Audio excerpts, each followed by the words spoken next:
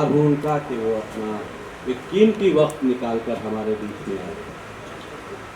देखिए, the diary of West Bengal एक सच्ची घटना के ऊपर आधारित फिल्म है।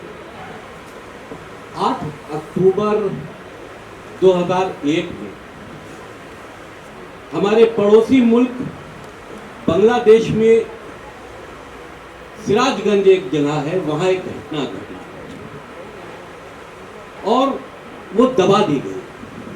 लेकिन उसके बाद जब छोटे छोटे मीडियाज ने और छोटे लोकल न्यूज़पेपर्स ने उसको वायरल किया तो वो दुनिया की एक दर्दनाक घटना थी। एक अनिल चंद्र का परिवार था सिराजगंज में और उस पर एकाएकी कुछ इस्लामिक कट्टरपंथी जिहादियों ने हमला किया, काफिर कहकर। और उनकी एक 14 साल की बेटी थी जिसका पूर्णिमा नाम था। उस 14 साल की बेटी के साथ में सामूहिक बलात्कार किया गया और वो ऐसा दर्दनाक बलात्कार था। आप सोचिए, एक मां के सामने 14 साल की बेटी के साथ में इस तरह की हैवानियत,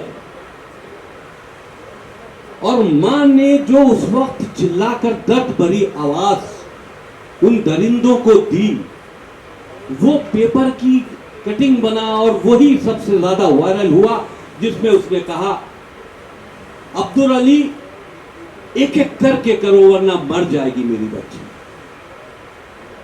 ये बहुत दर्दनाक अल्फाज थे एक मां के लिए, अपनी बच्ची की जिंदगी को बचाने के लिए। और उस घटना ने बांग्लादेश सहित जहां जहां वो चीज वायरल हुई उसको झंझोड़ के रख दिया। और इस घटना का जिक्र तस्लीमा नसीम जी ने अपनी किताब लज्जा में भी किया और उस किताब की ही वजह से कट्टरपंथियों ने, इस्लामिक जिहादियों ने तस्लीमा नसीम को बांग्लादेश में रहने नहीं दिया। वो अपनी जान बचाकर भागी, क्योंकि उस घटना का उन्हीं ने पूरा विवरण जो था वो अपनी किताब में किया था। हमारी फिल्म की स्टोरी यहीं से शुरू होती है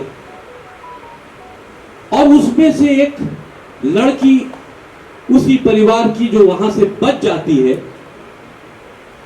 वो हिंदुस्तान आती है ये मानते हुए कि हिंदुस्तान में हिंदुओं के लिए एक ये सुरक्षित स्थान है। वो जाएगी और इस घटना के लिए यहाँ के देश के प्रधानमंत्री से मिलेगी और ह्यूमन राइट्स से मिलेगी और अपनी आवाज बुलंद करेगी। लेकिन बदकिस्मती के साथ में वो रोहिंग्यास जो वहां पर इनलीगल आते, देखिए एक रोहिंग्या एक बहुत बड़ी प्रॉब्लम है हमारे देश के लिए। और ये घुसपैठिए जो हमारे यहाँ आते हैं ये पूरे देश में फैल जाते हैं, हमारे आपके बीच में फैल जाते हैं और इनका मकसद सिर्फ जिहाद है, गजवाए हिंद है। ये अपने मकसद के तहत आते हैं। लेकिन खेद के साथ ये भी कहना जरूरी है कि पश्चिम बंगाल की हुकूमत जो उनके लिए भारत में घुसपैठ करने के रास्ते खोलती है और खाली रास्ते न खोलते हुए उनके लिए हिंदुस्तानी फर्जी आईडीज भी बनवाती है और आईडीज बनवाकर उनकी पहचान बनवाकर उनको देश में जगह जगह इस्टेब्लिश कर दिया जाता है। ये बहुत बड़ा फैक्टर है हमारी फिल्म का। देखिए, इससे पहले भी हमने राम की जन्मभूमि बनाई, उसमें हमने अयोध्या के इशू को उठाया।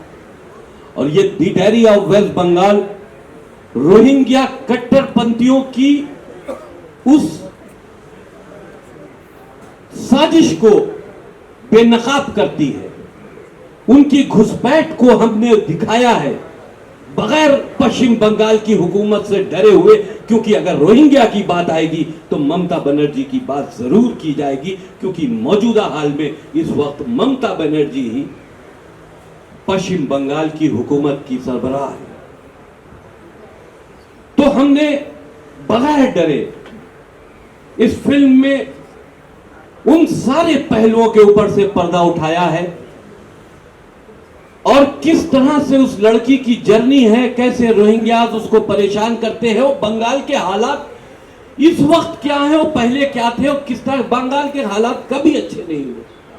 हमेशा से वहां आज जिहादियों का एक बहुत बड़ा अड्डा है पश्चिम बंगाल।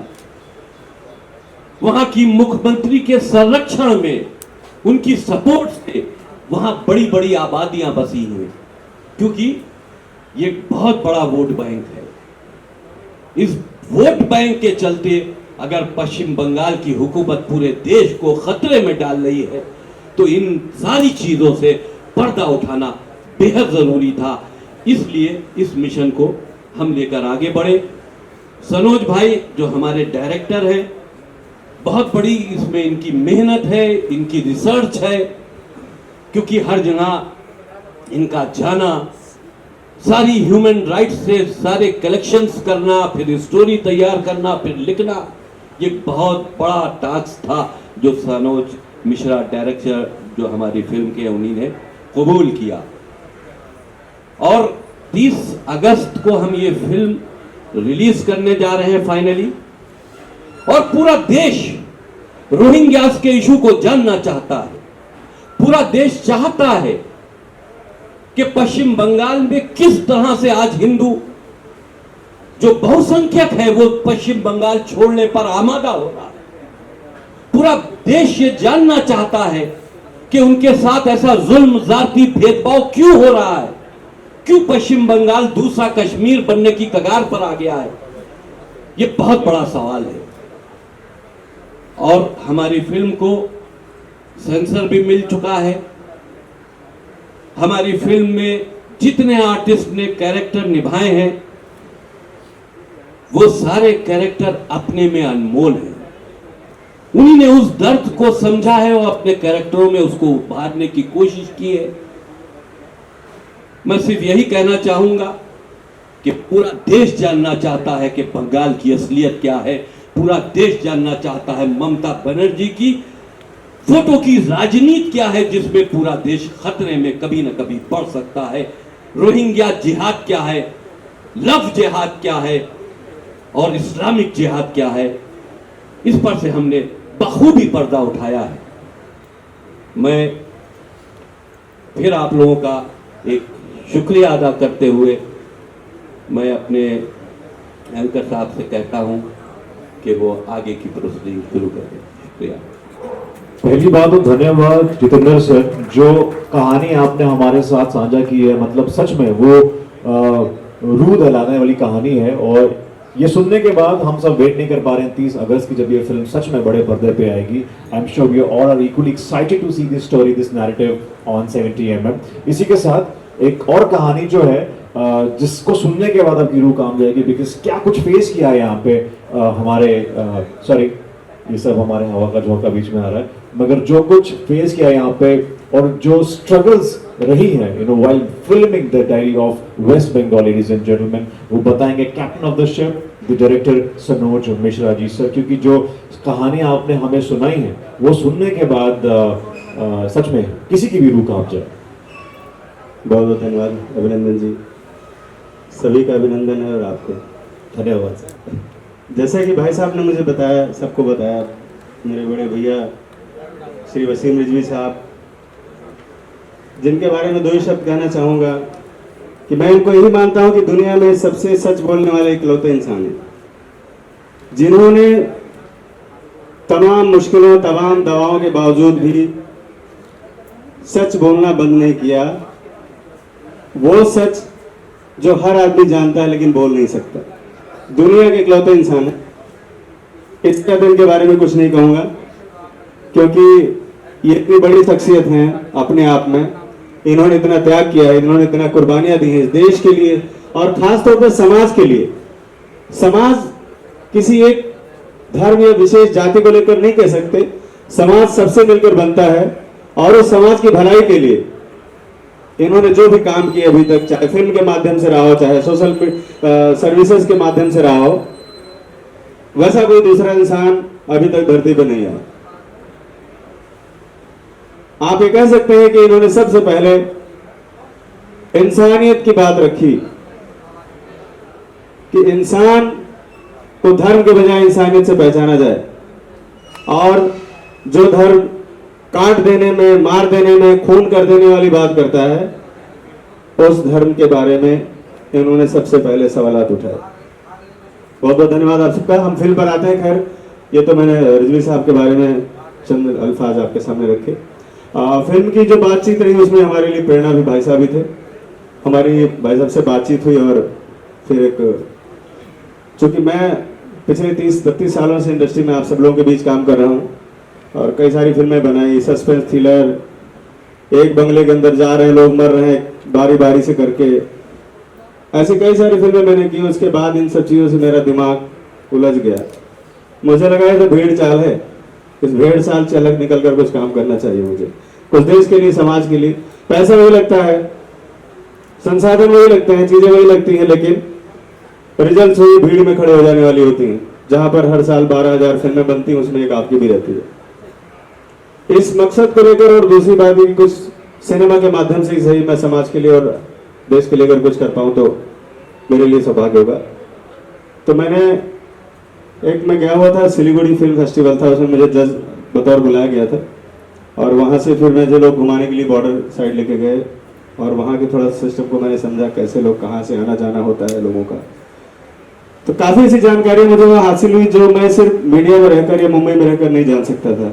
और मैंने अपना आने का प्रोग्राम वहाँ कैंसिल कर दिया और मैं सिलीगुड़ी में रुक गया कई दिनों तक। काफी चीजें मैंने वहाँ समझी, जो कि बॉर्डर वहाँ से कुछ 60-70 किलोमीटर की दूर था। किस तरह से घुसपैठिए आती है और बॉर्डर एरिया में कितनी ज्यादा उनकी पॉपुलेशन हो गई है, उनको सरकार किस तरह से बसाती है, वहां पर क्या उनको सुविधाएं दी जाती है, किस लिए रखा जाता है। आने से सबसे पहले उनको वोटर आईडी हाथ में थमाई जाती है ताकि वो सबसे पहले वोट दें, और किसको वोट दें आप सबको पता है।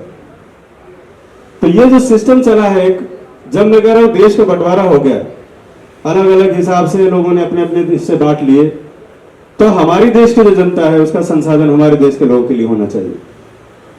यहाँ पर घुसपैठियों की, जो घुसपैठिए बाहर से आते हैं, जो क्रिमिनल हैं, जो बर्मा में लोगों को मारकर, सैनिकों को मारकर भाग रहे लोग वहां से, वो हमारे यहाँ शरण लेते हैं और सरकार उनको प्रेशर देती है, सुविधाएं देती है। और उस बीच में जो एक आम इंसान है, आम नागरिक कैसे बचता है, वो हमारी फिल्म की कहानी है। इस फिल्म के जरिए ज्वलंत मुद्दों को उठाने की कोशिश की गई है और मुझे लगता है जब आप फिल्म देखेंगे तो आप ये नहीं कह सकते कि प्रोपोगेंडा फिल्म है। जैसे लोग बोलते हैं प्रोपोगेंडा पिक्चर एक और आ रही है, तो प्रोपोगेंडा फिल्म नहीं है। और अगर ये प्रोपोगेंडा फिल्म है तो मैं ये कहूंगा कि ऐसी फिल्में ही हमेशा बननी चाहिए। अगर सच बोलने को प्रोपोगेंडा कहा जाएगा तो ये प्रोपोगेंडा चलता रहना चाहिए और ये प्रोपोगेंडा हमारे लिए गौरव की बात होनी चाहिए, क्योंकि सच बोलने की बात जहां पर आती है वहां पर बहुत सारे लोग अपने घरों में ऐशो आराम के लिए निकल जाते हैं, सड़कों पर कोई नहीं उतरता। तो ये एक फिल्म नहीं, एक आंदोलन है पूरे देश के लिए, बंगाल के लिए, जो हमारी टीम ने, सबने मेहनत करके इसको आज रिलीज तक लेकर आए हैं। जब मैंने फिल्म शुरू की थी उस वक्त हमने सोचा भी नहीं था कि एक दिन फिल्म रिलीज भी होगी, क्योंकि इतनी सारी मुश्किलें थी, इतने सारे प्रॉब्लम्स थे। अगर ये फिल्म कल को सफल रहेगी तो मैं जरूर आपसे वो बातें शेयर करना चाहूंगा। फिलहाल अभी इतना ही कहूंगा कि आप सब लोग मीडिया बंधुओं से अनुरोध है कि फिल्म तो हमने बना दी और फिल्म रिलीज होने के कगार पर आ गई है। 30 तारीख को रिलीज हो रही है फिल्म। अब ये फिल्म जनता जनार्दन तक कैसे पहुंचती है वो आपकी जिम्मेदारी है। मैंने अपना काम, हमारी टीम ने अपना काम बड़ी ईमानदारी और बड़ी बेबाकी से किया है। इसके अलावा मेरे पास और अब शब्द नहीं है, क्योंकि ये बहुत भावुक पल है। धन्यवाद भाई, सब कुछ बोला। सबसे पहले तो बधाई, कांग्रेचुलेशंस, बहुत अच्छा लग रहा है। हमारे बहुत प्रिय मित्र भी हैं आप अर्जुन। और पहली बात, जब आपको ये फिल्म दी गई थी और एज ए डेब्यू जब आपको पता चला कि the dairy of West Bengal के साथ आप इस इंडस्ट्री में पहला कदम रख रहे हैं, सो what was your reaction? And because Krishna Abhishek, the very well known comedian from Kapil Sharma show, is your family, is your brother, और वो हमेशा से कॉमेडी टाइमिंग के लिए जाना जाते हैं।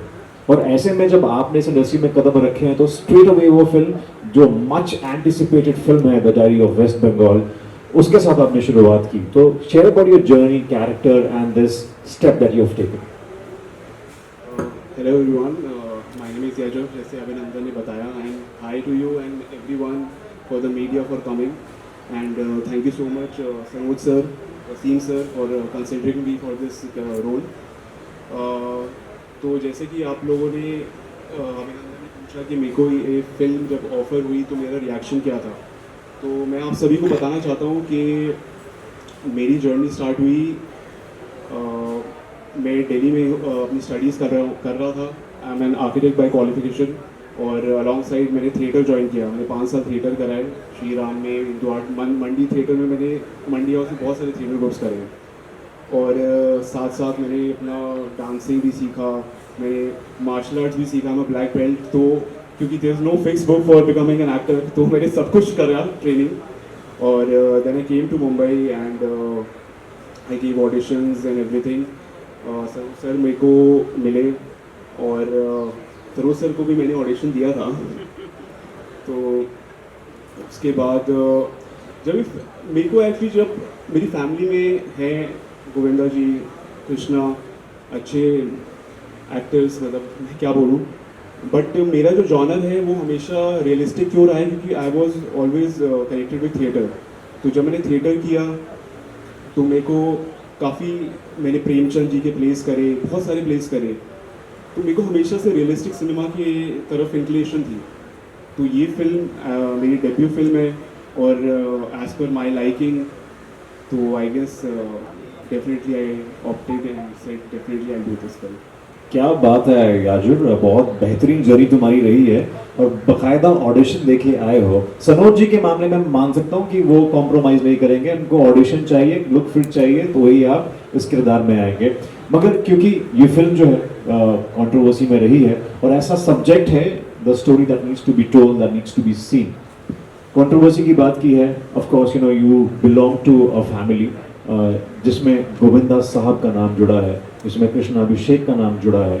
तो ऐसे में because you know you enter the tensile town, Bollywood town, nepotism को लेके बातें होती रही हैं, अब आप आए हैं तो आगे भी बातें होंगी। So Yajur, what's your take on that?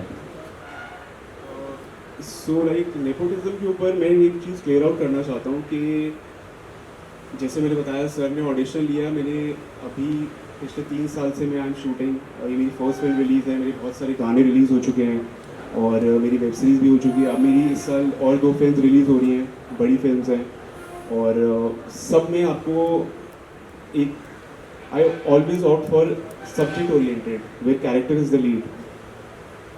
सो मैंने हर जगह ऑडिशन दिया है, बिना ऑडिशन के लिए मेरे को किसी डायरेक्ट कॉन्टैक्ट पे कोई काम नहीं मिला है, मैंने हर जगह ऑडिशन दिया है। और रही बात नेपोटिज्म की, मतलब बेनिफिट क्या है कि ऑब्वियसली मैं बचपन से इस लाइन से जुड़ा हुआ हूँ, मैं शूट्स पे जाता था, मैंने लाइव प्रैक्टिकल नॉलेज बहुत मिली है। वो होने के बाद भी मैंने सारी ट्रेनिंग इसलिए ली क्योंकि मुझे पता है उसकी नेसेसिटी क्या है। अगर आपको इंडस्ट्री में एक बार काम मिल भी जाएगा, लेकिन ऑडियंस तो आपको कैमरे में मुझे परफॉर्म करना है।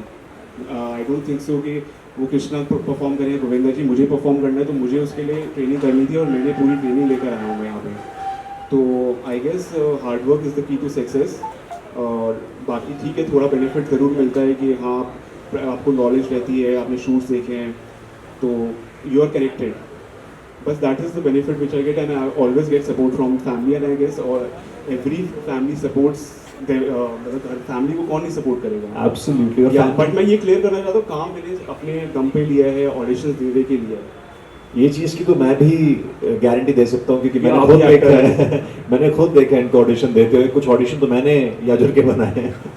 तो of course you no family की बात की है, कृष्ण अभिषेक इज योर फैमिली, तो उनके कुछ सुझाव थे यहाँ पे एंट्री करने से पहले? एंट्री करने से पहले हमें ऑब्वियसली गाइड तो किया एज अ बिग ब्रदर, हमेशा गाइड किया कि काफ़ी कि हम, मैं जब दिल्ली रहता था उसके शोज़ वगैरह होते थे, वो दिल्ली आता था, तो मैं हमेशा स्टारडम देखता था उसका कि ये है, लोग देख रहे हैं, बट वो हमेशा मुझे बोलता था कि इसके पीछे बहुत ज़्यादा हार्ड वर्क है। और जब मैं बॉम्बे आया तो मुझे रियलाइजेशन हुई कि वो सही बोलता था। तो गाइडेंस हमेशा अच्छी मिली है कि work hard, work on your acting skills, on yourself, and that is it. So that was all the guidance which I got. Very well said and wish you all the really best. और ऐसे में खूबसूरत चेहरे का हम सबको इंतजार था। Aashin Mehta, congratulations, you are looking stupendous in the trailer of the diary of West Bengal and Thank you so much. हम सबको ट्रेलर, आपके ट्रेलर तो खैर अभी हमने देखा नहीं, जो हम 11 अगस्त को देखने वाले हैं, जो चित्रकूट में लॉन्च होगा। टीजर में आप बहुत बेहतरीन लग रही हैं और गानों में तो माशाल्लाह। आपका क्या रिएक्शन है एंड फर्स्ट रिएक्शन व्हेन जब आपको ये स्टोरी सुनाई गई थी, ये टॉपिक बताया गया था, so what was going on in आशिन's mind that time? Well, hi everyone. Thank you so much for coming here. Well, मेरा नाम अर्शन मेहता है एंड जब मेरे सामने सनोज सर, वसीम जी ये मूवी लेके आए थे, I frankly saying was a bit nervous. I didn't know कि whether I should do this movie और नॉट. बट जब मैंने पूरी कहानी सुनी एंड मैं काफ़ी डिटेल में गई, मैंने पढ़ा, मैंने रियलाइज़ किया कि ये एक ऐसी लड़की की कहानी है जो ऑडियंस, जो दुनिया को पता होनी चाहिए. और एक एक्टर के सामने ऐसी स्टोरी आना इज़ वेरी रेयर. एंड मुझे काफ़ी खुशी हुई and I am so much grateful कि सनोज सर और वसीम जी ने मुझे ये प्रोजेक्ट के लिए चुना. एंड ये जो कैरेक्टर है, जैसे मैंने इसको रियलिटी में ऑन ट्रू बेसिस में उसे दिखाया है मूवी में, I think we all work very hard for it. So I am very glad कि मेरे सामने ये मूवी आई. मैंने काफ़ी प्रोजेक्ट्स किए हैं पर ऐसा कैरेक्टर मिलना बहुत मुश्किल होता है एक एक्टर के लिए, आना भी और करना भी. So I am very glad that I got this character and I could give 100% justice to it. तो कुछ ऐसी चीज़ जो शूट के दौरान आपको बहुत मज़ेदार लगी, इंटरेस्टिंग लगी, जो सीखने को मिला, if you could share some sneak peeks from the shooting sites? Yes, there was a lot of knowledge on Hindu and other things which I gained throughout the story, and other things like जो actual में लोगों के साथ क्या हो रहा है. मैंने काफ़ी YouTube वीडियोस काफ़ी पढ़ा एंड आई डिडंट नो कि एक्चुअल में रियलिटी में बंगाल में क्या हो रहा है, बांग्लादेश में क्या हो रहा है, because we are so conserved in our city only, हमारे मुंबई में, हमारे होम टाउन में. So knowing something coming from a different state and something like that and portraying in front of the audience for the whole world to see is very rare. तो मुझे काफ़ी knowledge मिली. जो भी हमारे movie में जो भी मैंने दिखाया है, पोर्ट्रे किया है एक हिंदू ब्राह्मण लड़की को, वो सब मैंने काफ़ी सीखा. वाह, वेरी इंटरेस्टिंग। और हम जल्दी देखना चाहेंगे इस फिल्म को 30 अगस्त को। और उसके साथ साथ देखिए, सनोज सर की फिल्म हो, वसीम रिजवी जी की फिल्म हो, तो सिर्फ हीरो हीरोइन नहीं, हर एक किरदार को उतना ही महत्व दिया जाता है जितना कि हीरो, जैसे कि बहुत ज़रूरी होता है हर एक फिल्म में। तो इसी के साथ सनोज सर, मैं चाहूँगा कि जो बाकी के हमारे फिल्म के पिलर्स हैं, जो बाकी की स्टार कास्ट है, कास्ट क्रू है, जो फिल्म को और भी स्ट्रॉन्ग बनाते हैं, आप प्लीज़ उनको मंच पे बुलाएं। जी जी, बहुत बहुत धन्यवाद. सबसे पहले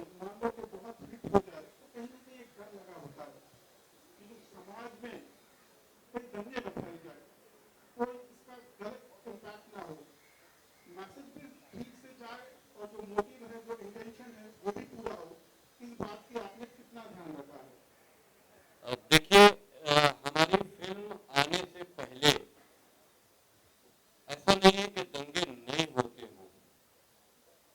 दंगे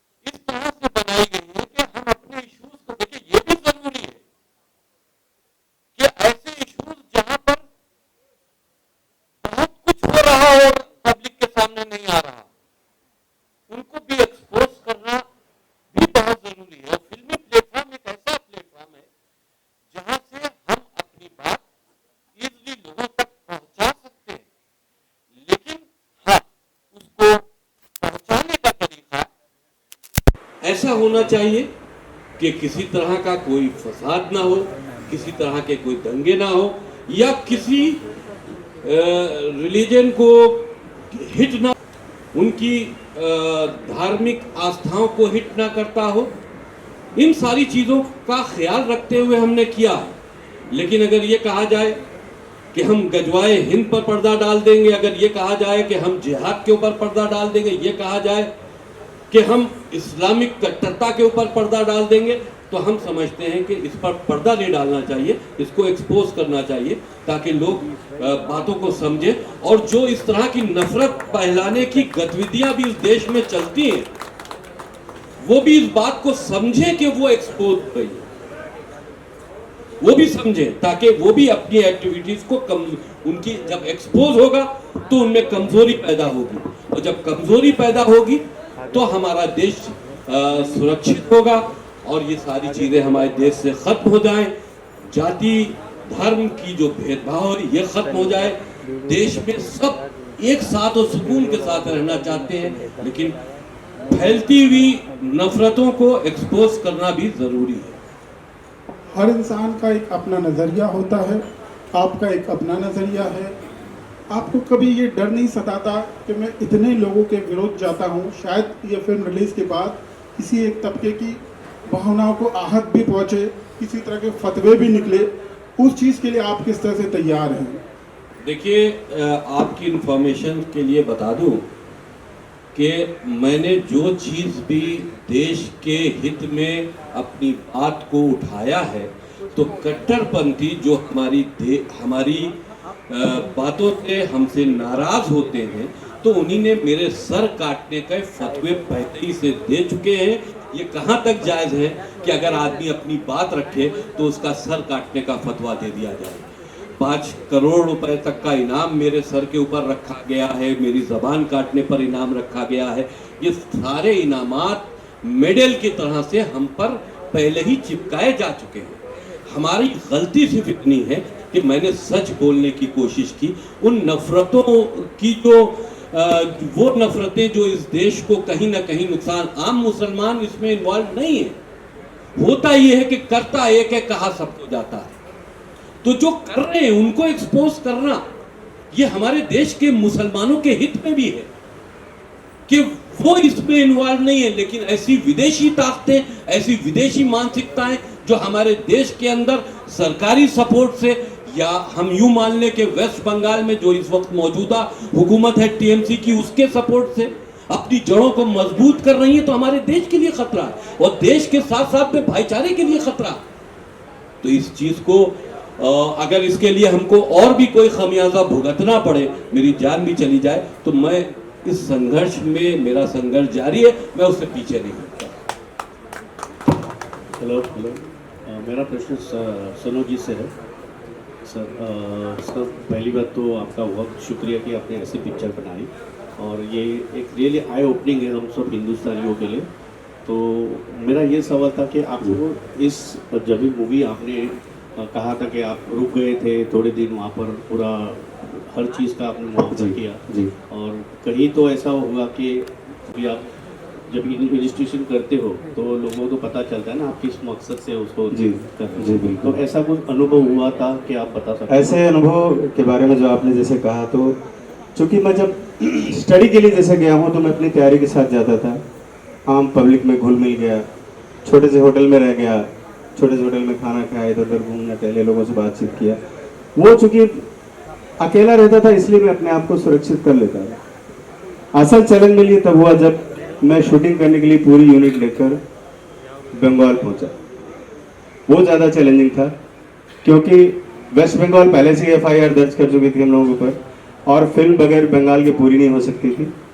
उस फिल्म को उस हालात में पूरी करना जहां पर आपकी 100% आबादी बांग्लादेशी लोगों से भरी हुई हो, वहां पर शूटिंग करना ये बहुत बड़ा चैलेंज था। और ये इस पर बड़ी अच्छी फिल्म बन सकती है, सस्पेंस थ्रिलर, कि किस तरह से हम लोगों ने वहाँ पर और कैसे कैसे हमारे कलाकारों ने डेयरिंग के साथ जो हम प्लानिंग करते थे रात में होटल में, उसके बाद अगले दिन उसको एग्जीक्यूट किया जाता था। कुछ लोग बीच बीच में गड़बड़ भी करते थे, तो वो सब चीज़ें भी संभालना बड़ा एक चैलेंजिंग था।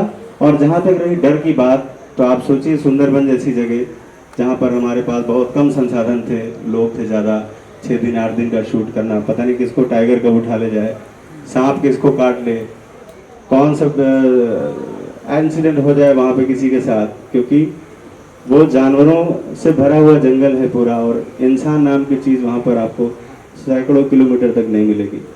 तो वो भी एक बहुत बड़ा अपने आप में टास्क था और हम सब लोगों ने उसको मिलकर पूरा किया।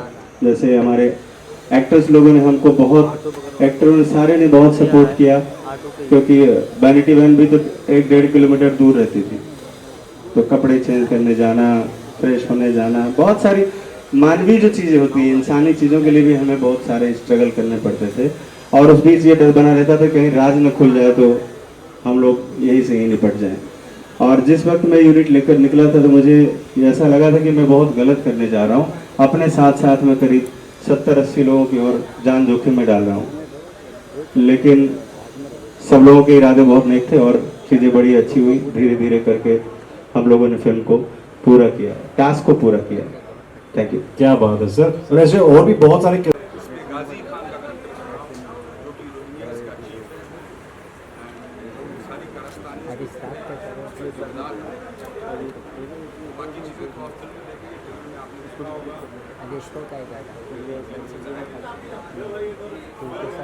मिलने का जहाँ तक सवाल है, डायरेक्टर है मुझे सामने हम लोग कोशिश कर रहे हैं एक साथ काम करें, इसलिए ये चीज़ बनी और मेरे साथ फाइंड हो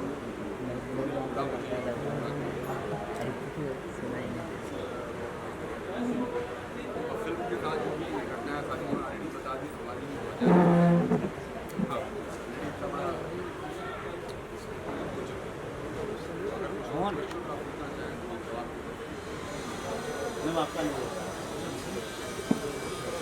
मेरा मानसिया शेख है।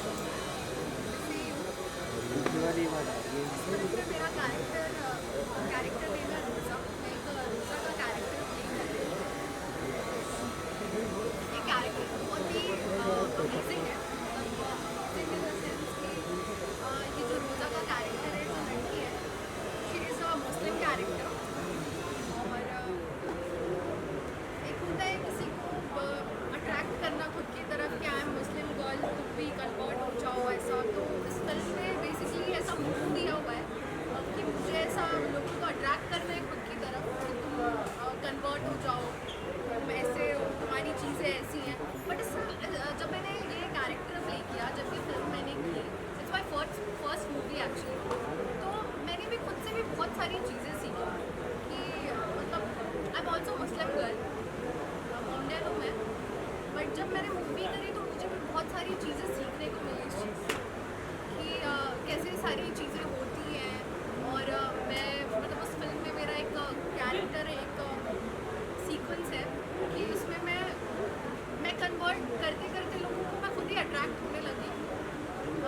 मतलब जो भी उस फिल्म में लोग हैं कि मुझे बता रहे हैं कि आप ऐसा करिए, आप ये करके देखो, मैं वो बोल नहीं सकती अभी खुल के, बट चीज़ें जो काफ़ी मुझे उससे मैं खुद भी काफ़ी चीज़ें सीखी कि ये भी चीज़ करने से ऐसे होते हैं चीज़ें। मतलब मेरी जो नेगेटिव पॉइंट्स थे कुछ मेरी लाइफ में भी, वो भी पॉजिटिव में चेंज हुए। तो thank you so much Sanoj sir कि उन्होंने मुझे ये प्लेटफॉर्म दिया, मुझे खुद को एक्सपोज करने का, मुझे खुद को भी ये चीज़ एक्सपीरियंस करने का मौका मिला है। Thank you. बेसिकली मैं थिएटर से ही हूँ, नाट्य मंच हमारे थिएटर का नाम है। और इसमें जो मैं करेक्टर कर रहा हूँ बहुत पॉजिटिव करेक्टर है, विशाल का। एक फौजदार मेरा नाम है। और सनोज जी जब हमारे थिएटर में आए तो उन्होंने देखा, बोले कि एक बड़े एक्टर के लिए करेक्टर लिखा गया है। तो मैंने कहा सर आपको लगता है क्या मैं कर पाऊँगा? लेकिन ये आप ही कर पाओ। वो तो फिल्म बताएगी कि कैसा करेक्टर किया है, बट मैंने कोशिश की है कि पूरा ईमानदारी से मैंने अपना चरित्र निभाया है। आगे फिल्म देखिए, कहीं ना कहीं ये फिल्म एक तरह से वायरस है। और ये फिल्म ना, ये जो हमारी फिल्म है, ये वायरस की वैक्सीन है। इसका जो सब्जेक्ट है वो वायरस है, और ये फिल्म का जो संदेश है, जो कहना चाहता है, कहीं ना कहीं वो वैक्सीन है। मे बी हम हमारी वैक्सीन में कामयाब होंगे, ये फिल्म कुछ कुछ लोगों के लिए बहुत सपोर्ट करेगी और रोहिंग्या की जो प्रॉब्लम है, जो बड़ा वायरस है, मे बी पूरी तरह से तो नहीं मिटा पाएंगे अभी शुरुआत, लेकिन दीपक तो जला ही जा सकता है। दीपक द डायरी वेस्ट बंगाल ने जला दिया। दीपक जी है, मेरा नाम दीपक, ऑडियो नहीं आएगा। आप जिनका हो गया थोड़ा साइड हो जाइए, जिनका नहीं बाकी है। हाँ जी प्लीज़ भाई। बहुत साल से मुलाकात इनके स्टूडियो में हुई, हमारी वर्कशॉप चल रही थी, तो उन्होंने विजिट किया, कैरेक्टर ऑडिशन ले रहे थे फिल्म के लिए, वही मुलाकात हुई, बुक हुई और फाइनल हुआ। एंड कैरेक्टर का नाम महमूद खान है जो मैं प्ले कर रहा हूँ, नेगेटिव शेड कैरेक्टर। अक्सर क्या होता है कि शतरंज के मोहरों को चलाने के पीछे एक ताकत होती है, जो छुपी हुई ताकत होती है, वो सामने नहीं आती। हर जगह की पॉलिटिक्स में, इंडियन में भी है और हर जगह में भी है। उस ताकत का कैरेक्टर मैंने प्ले किया है, जो समाज में बुरी चीज़ों को करवाने के लिए छुप के बैठा है। बाकी आप फिल्म देखेंगे, आप देखिए, रिव्यूज़ कीजिए, देखने जाइए। Right. Thank you so much, media, for being part of this press conference. Thank you so much.